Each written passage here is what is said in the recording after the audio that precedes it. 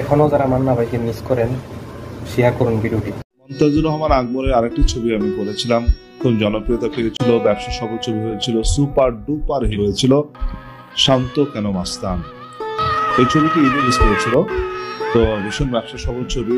যারা দর্শক আমার তারা নিশ্চয়ই জানেন, ছবিটি বন্যার সময় দেশে যখন গরিব অসহায় মানুষরা আশ্রয়স্থল খুঁজছে বন্যার কারণে, ছবিটা সারা বাংলাদেশ ব্যাপী রিলিজ হয়েছে, শান্ত কেন মাস্তান।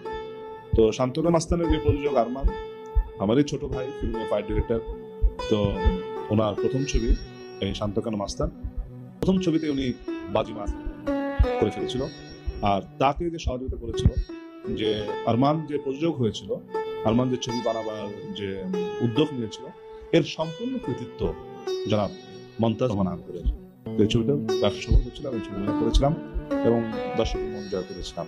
তো আগামী ইনশাল্লাহ এই মন্তাজ রহমানের আকবরের যত ছবি আসছে আগামীতে, আমি বলেছি কিছুক্ষণ আগেই বলেছিলাম যে একটা ডিরেক্টরের অলরাউন্ডার ডিরেক্টর হওয়া খুব টাফ। বিভিন্ন ডিরেক্টরের পার্টিকুলার কিছু স্টাইল থাকে, কিন্তু মন্তাজুর রহমান আকবরের কোনো পার্টিকুলার স্টাইল নাই।